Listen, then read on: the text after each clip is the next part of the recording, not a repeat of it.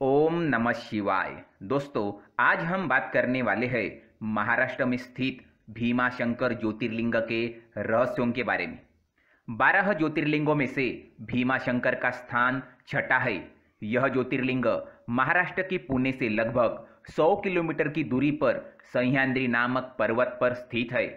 भीमाशंकर ज्योतिर्लिंग को मोटेश्वर महादेव के नाम से भी जाना जाता है।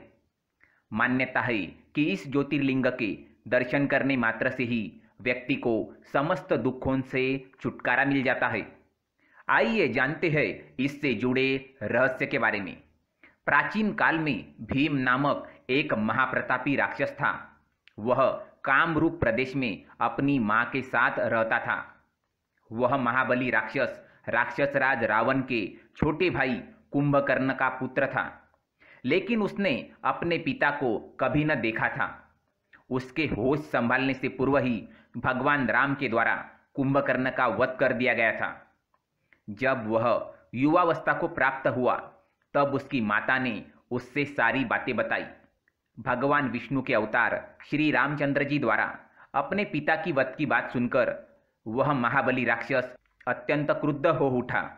उसने अपनी अभिष्ट की प्राप्ति के लिए वर्षों तक कठिन तपस्या की।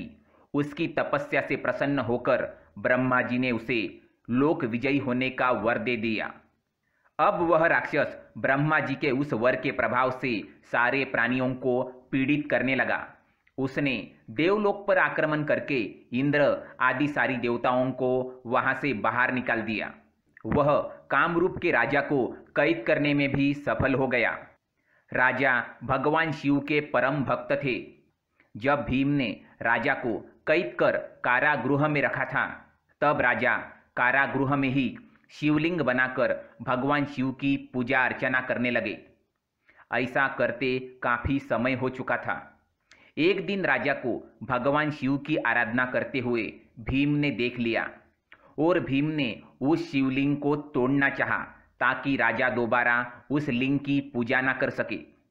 इसके पश्चात भगवान शिव उस जगह में स्वयं प्रकट हुए। उन्होंने अपनी हुंकार मात्र से ही उस राक्षस को वही जलाकर भस्म कर दिया। भगवान शिव का यह अद्भुत कृत्य देखकर सारे ऋषि मुनि और देवगण वहां आकर उनकी स्तुति करने लगे। उन लोगों ने भगवान शिव से प्रार्थना की कि महादेव, आप लोक कल्याणार्थ अब सदा के लिए यही निवास करें।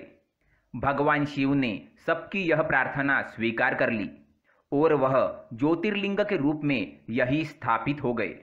तब से इस जगह का नाम भगवान शंकर और राक्षस भीम के ऊपर भीमाशंकर ज्योतिर्लिंग पड़ गया। भीमाशंकर निसर्ग सौंदर्य से भरा हुआ है। यहाँ आपको ज्योतिर्लिंग के दर्शन के साथ ही हनुमान झील, गुप्त भीमाशंकर, भीमा नदी की उत्पत्ति, नागफनी, बॉम्बे पॉइंट, साक्षी विनायक यह भी देखने मिलेंगे। भीमाशंकर मंदिर के पास कमलजा मंदिर है। कमलजा पार्वती जी का अवतार है। इस मंदिर में भी श्रद्धालुओं की भीड़ लगती है।